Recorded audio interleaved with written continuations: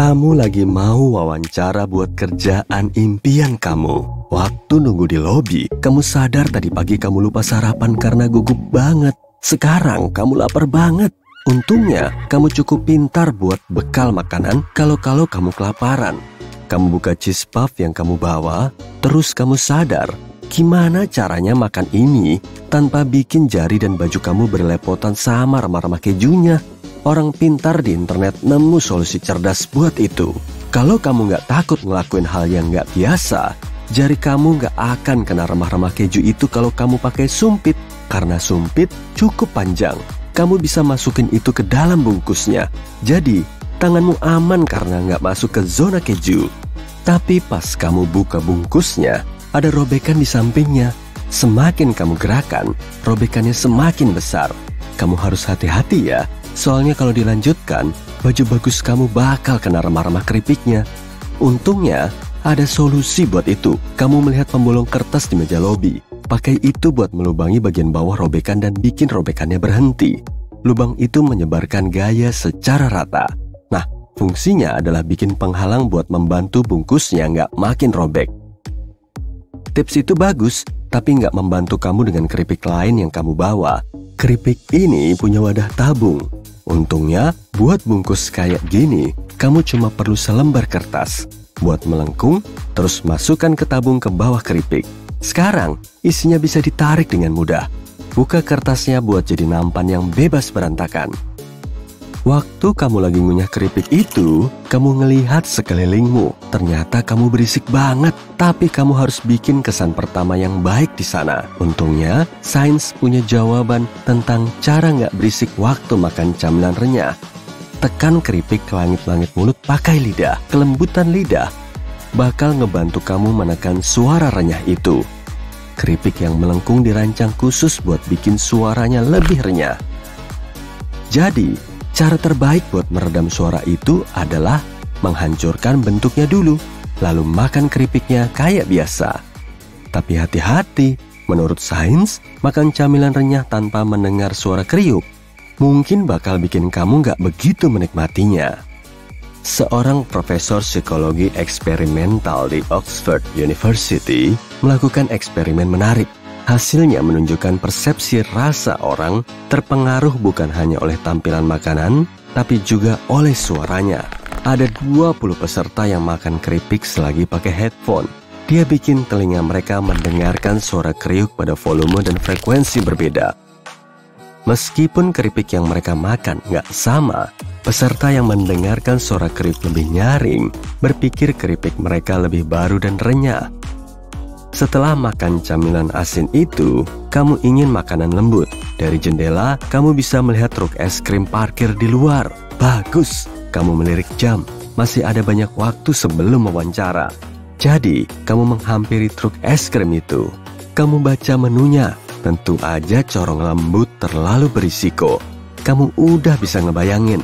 Lelehan es krim perlahan netes ke tanganmu dan ke baju bagusmu.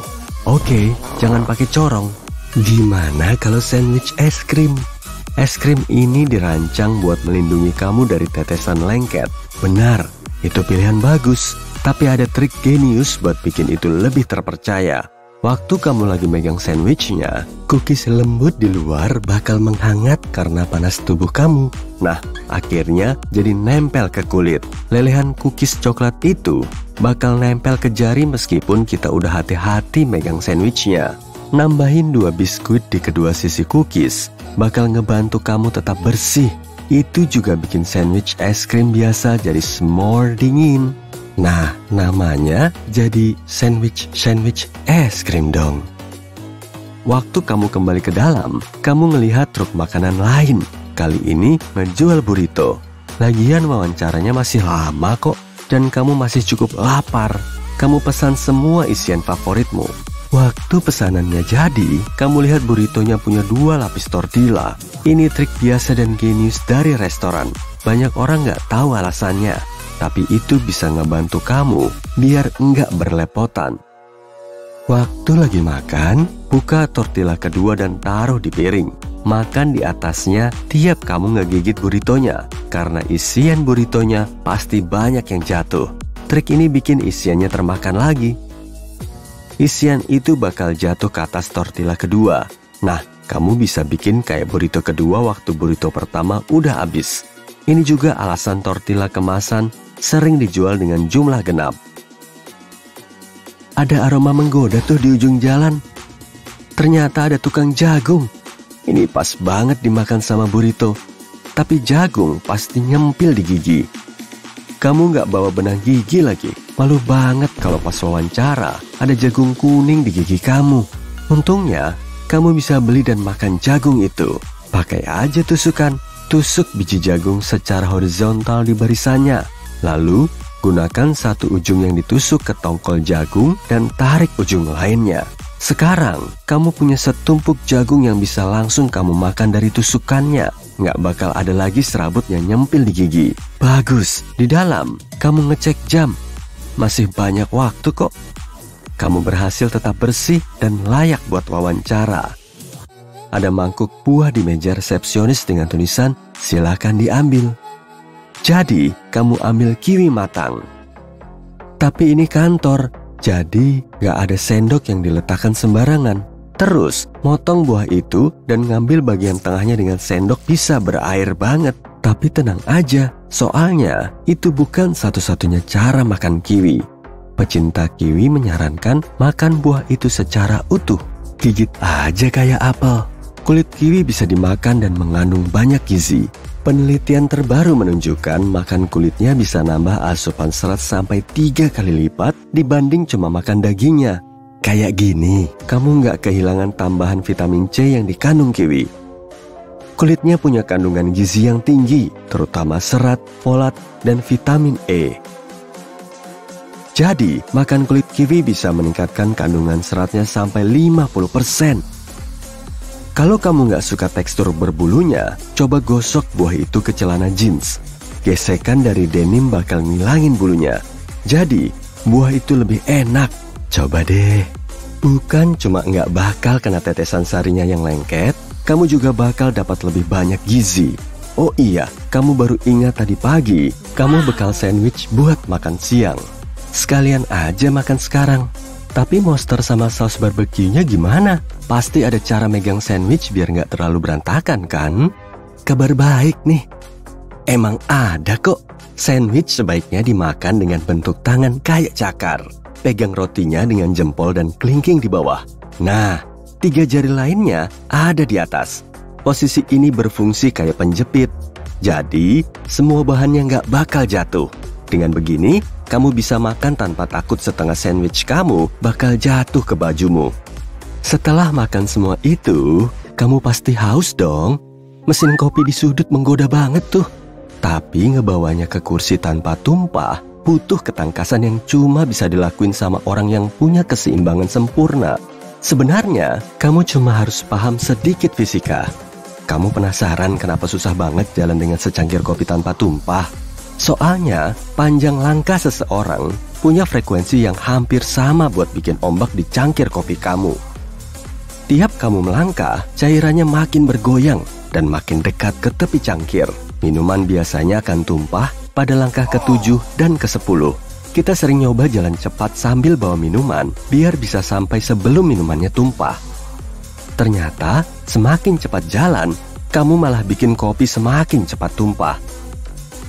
Biar nggak bikin ombak yang menyebabkan kopi tumpah, jalan pelan-pelan. Akhirnya, waktu wawancara kamu tiba. Untungnya, kamu nggak berlepotan waktu makan. Kamu pergi ke ruang rapat. Di meja luar, ada donat jelly dengan taburan gratis. Baik banget. Donat pas banget setelah minum kopi tadi. Oh, kamu nggak fokus. Sampai nggak sadar tali sepatu kamu lepas. Kamu jatuh ke meja itu. Donatnya terlempar dan jatuh ke pangkuan kamu. Pupus sudah harapan punya kesan pertama yang baik. Kalau kamu pesan minuman yang harusnya nggak mengandung kayu manis, tapi baunya kayak kayu manis, jangan kamu cobain ya. Kemungkinan ada yang main-main dengan minumanmu dengan membubuhkan bahan yang enggak semestinya. Kayu manis sangat ampuh dalam menyamarkan bau dan rasa bahan-bahan lain. Jadi, hal terbaik yang bisa kamu lakukan adalah jangan pernah tinggalkan minumanmu sendiri dan selalu cium baunya sebelum minum. Jika kamu mencium bau anjing basah yang kotor padahal di rumahmu nggak ada hewan peliharaan, kemungkinan kamu punya tamu tak diundang. Cek lotengmu, apa ada hewan pengerat, rakun, atau tupai di sana. Jika kamu temukan sisa-sisa aktivitas hewan-hewan itu di sana, jangan sok keren dan nyoba diberesin sendiri. Hubungi pengendali hama. Jika rumahmu tiba-tiba mulai bau kayak telur busuk, aku punya berita buruk untukmu. Mungkin ini kebocoran gas alam. Jadi sebaiknya minta keluargamu keluar. Gas alam sendiri nggak berbau, tapi pihak berwenang menambahkan bau mirip belerang agar lebih mudah terdeteksi jika ada kebocoran. Biarkan pintu dan jendela terbuka agar gas keluar. Hubungi perusahaan gas setempat untuk melaporkan masalah itu. Mereka bakal ngasih kamu petunjuk apa yang harus kamu lakukan berikutnya. Jika kamu cium bau ini pas air panas mengalir, mungkin ada bakteri belerang di air itu. Bakteri ini memakan materi organik yang membusuk dan mengeluarkan gas hidrogen sulfida dalam instalasi pipa. Hubungi tukang ledeng dan minta agar pasokan airmu ditutup serta kuras tangkinya untuk diisi lagi dengan air bersih. Kamu bangun karena mencium bau seafood. Enak nih. Tapi tunggu, akhir-akhir ini kamu kan nggak beli atau masak seafood. Bau amis mungkin pertanda perlengkapan listrik di rumahmu terlalu panas hingga melelehkan karet atau plastik isolatornya. Kemungkinan besar mesin cuci piring, mesin cuci, atau AC-mu. Jika masalah itu kamu cuekin dan bau itu kamu nikmati lebih lama, ini akan menimbulkan masalah serius bagimu, seperti kebakaran. Cium di dekat semua alat dalam rumahmu untuk mengidentifikasi sumber bau itu. Setelah kamu temukan sumber bau, hubungi tukang servis atau ganti jika mesin cuci piringmu sudah tua. Jika kamu percaya sumbernya adalah stop kontak atau saklar, matikan pemutus dayamu dan panggil tukang listrik untuk mengatasinya. Jika kamu cium bau roti bakar gosong, meskipun nggak ada yang memanggang roti karena kamu tinggal sendiri, ini mungkin masalah kabel listrik. Periksa stop kontak dinding dan semua kabel ekstensimu untuk mengecek apa alat-alat itu kepanasan. Buka kotak panel listrik. Jika ini sumber bau itu, hubungi tukang listrik untuk membantu. Jika air keran di rumahmu tiba-tiba berasa logam, kemungkinan kamu harus menyalakan instalasi pipa lamamu. Sepertinya, pipa berangsur larut ke dalam air hingga air mengandung zinc, zat besi, dan tembaga. Ini wajar jika kamu sudah memakai jaringan pipa itu selama bertahun-tahun. Tapi di rumah-rumah yang sangat tua, pipa bisa juga menyebabkan kandungan timbal yang berbahaya di airmu.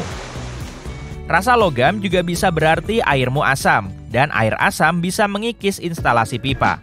Hal terbaik yang bisa kamu lakukan adalah tambahkan pelunak air atau filter penetral agar air yang akan kamu minum kembali ke kadar pH normal. Bau rautan pensil di air keran sangat eksotik, tapi ini terjadi jika aliran air vital melalui pipa plastik. Alasannya adalah antioksidan yang ditemukan dalam pipa itu. Jadi, cara menghilangkan bau itu cuma dengan memasang instalasi pipa baru. Kalau ada bau apek dari perapian yang nggak terpakai lagi, hal pertama yang harus kamu lakukan adalah mengecek apa peredam cerobong tertutup. Jika bagian ini tersenggel rapat, coba gosok dan bersihkan kotak apinya, yaitu area di dasar cerobong asap tempat api menyala dengan penyedot debu. Jika belum juga teratasi, kamu perlu menghubungi tukang sapu cerobong untuk mengurus cerobongmu. Mungkin di dalamnya juga ada air, jadi tenaga profesional bisa bantu kamu menyegelnya untuk selamanya. Apa air di rumahmu bau kayak kolam renang? Waduh, kemungkinan besar air itu penuh klorin. Klorin adalah bahan disinfektan yang dipakai orang di berbagai kota selama lebih dari seabad. Jadi, jika kamu memperoleh air dari PDAM, hal itu sangat wajar. Klorin bisa memusnahkan bakteri dan parasit, tapi aman bagi manusia, mamalia, dan burung jika dalam jumlah yang masuk akal. Jika kamu punya hewan peliharaan amfibi atau hewan air di rumah, pastikan hewan-hewan itu nggak minum air tersebut. Jika kamu ingin hilangkan bau itu, coba cari sistem filtrasi karbon untuk rumahmu. Apa rumahmu bau kayak loker gym? Pertama, cek apa ada kaos kaki atau kaos penuh keringat tersembunyi di suatu tempat. Barang-barang ini suka ngumpet di kolong tempat tidur atau di belakang sofa. Kalau itu nggak berhasil, kemungkinan ada bakteri yang tumbuh dalam pemanas, ventilasi, dan sistem AC-mu. Musim-musim saat suhu berubah dan terjadi lebih banyak kondensasi daripada biasanya adalah saat sempurna bagi pertumbuhan bakteri. Kamu bisa coba pecahkan masalah ini dengan produk kebersihan khusus atau hubungi tenaga profesional untuk membantu. Lawan dari bau locker gym adalah aroma baru di rumah. Ini nggak masalah kalau kamu baru selesai mengecat dinding, membeli beberapa perabot, karpet, atau pasang lantai baru. Tapi jika bau itu sangat kuat atau bertahan setelah sekian lama, berarti ada sejumlah senyawa organik di udara. Senyawa ini nggak sehat kalau terhirup. Buka semua jendela dan nyalakan kipas angin agar udara bergerak setidaknya selama 1 jam. Ulangi terus hal ini sepanjang hari dengan jeda. Besok-besok kalau kamu mau renovasi rumah, pastikan melepas kemasan perabot kayu pres atau karpet baru dan biarkan semalaman di garasi. Semua zat berbahaya harus sudah menguap saat kamu membawa barang-barang barumu itu masuk. Jika aroma baru itu nggak mau hilang setelah sebulan, mintalah agar perabot itu ditukar. Kamu tak akan senang jika air yang keluar dari keran tiba-tiba bau amis, kecuali kalau kamu suka minum air danau. Seperti air danau, bau amis artinya ada bakteri di dalam jaringan pipa, dan ini bisa disebabkan oleh materi organik kayak daun-daun atau tanaman yang membusuk. Gak banyak yang bisa kamu lakukan dengan instalasi pipa internalmu, tapi kamu bisa coba mengontak penyedia airmu dan kasih tahu mereka masalah itu. Mengawasi kadar senyawa organik dalam air adalah tugas mereka. Saat kamu menyalakan pemanas setelah musim hangat berlalu dan tercium bau terbakar di rumah, tenang. Debu yang terakumulasi dalam sistem selama musim panas harus terbakar. Bau itu akan hilang dalam beberapa jam setelah pemanas menyala. Tapi mungkin kamu harus mengganti filter sistem pemanas setidaknya sekali dalam beberapa tahun. Mesin cuci pintu depanmu mungkin bau kayak air comberan dan jamur karena selalu terkena air. Tiap kali kamu buka dan tutup mesin cuci, kelembapan dari hasil kerja kerasnya tetap berada di bagian tutup. Itu lingkungan sempurna bagi bakteri berbau. Jika kamu ingin hentikan perkembangbiakannya, biarkan pintu mesin cuci dan laci deterjen terbuka selama beberapa jam setiap sehabis mencuci. Jika kamu lihat ada jamur di sana, campur cuka putih dengan soda kue sebanyak 1:1 untuk membersihkan jamur itu. Bau logam mengerikan di rumahmu yang tercium kayak amonia, sebetulnya memang amonia. Jika kamu bersih-bersih dengan amonia dan memakai pendingin berbasis amonia, kemungkinan ada yang bocor. Periksa peralatan rumah tangga yang memakai pendingin. Jika kamu nggak punya, bau amonia bisa berasal dari jamur yang tersembunyi di suatu tempat di rumahmu, atau hewan pengerat yang mati di dalam dindingmu. Mau bagaimanapun, jangan cuekin bau ini ya, karena gak akan bisa hilang begitu saja. Wah, pesanan favoritmu baru aja datang tuh. Di mejamu sudah terhidang burger lembut berlapis topping lezat. Kamu langsung antusias mengambil burgermu dan bersiap melahapnya. Tapi semua saus, selada, dan tomat kesukaanmu malah nyecer ke piring. Sausnya juga mengotori tanganmu sampai netes ke lengan. Selain tanganmu jadi belepotan, burgermu malah jatuh ke piring. Dan kamu belum sempat menggigitnya sama sekali. Temanmu yang dari tadi menikmati pasta langsung menatapmu. Aduh, gimana nih? Tisu di situ juga pasti nggak akan cukup buat ngeberesin burgermu. Dan ternyata caramu makan burger selama ini masih salah. Tapi nggak masalah kok. Menurut ilmu burger, kamu bisa menggunakan cara lain yang lebih efektif. Solusi yang paling banyak disepakati oleh profesor yaitu kamu perlu memakannya secara terbalik. Iya, beneran. Sebaiknya balik burgermu dulu sebelum kamu melahapnya. Tapi kenapa harus gitu ya? Burger belahan atas merupakan bagian mahkota. Jadi ukurannya lebih tebal. Dan karena lebih tebal, bagian ini lebih menyerap cita rasa patty sapi atau minyak di dalam isian. Dengan bentuk begini, burger bisa lebih kokoh untuk naruh bahan yang mudah jatuh. Jadi bentuknya mirip kayak mangkok bertabur biji wijen yang super nikmat dan empuk. Cara ini juga bisa bikin bagian bawah roti nggak terlalu basah atau nyecer. Lagian, siapa juga yang akan berselera dengan roti yang udah belepotan kan? Sebagai aturan umum, pegang burger dengan kedua tangan dan jangan taruh di wadah lagi setelah kamu menggigitnya. Dengan begini, susunan burger nggak akan gampang rusak. Patty di dalamnya juga tetap lezat meski kamu menggigitnya dari sembarang sisi. Kalau mau makan dengan satu tangan, kenapa nggak pesan pasta aja? Tapi juaranya tetap burger sih, iya nggak? Nah, kalau kamu suka makan burger sambil ngemil kentang goreng, pasti kamu akan kesulitan. Tapi sebetulnya gampang aja kok. Temenmu yang terbiasa makan rapi mungkin akan keheranan dengan cara makan burgermu yang kebalik karena kelihatannya memang aneh. Tapi penikmat burger sejati pasti akan bilang, rasa makanan terlezat memang seharusnya kelihatan aneh saat mereka nikmati.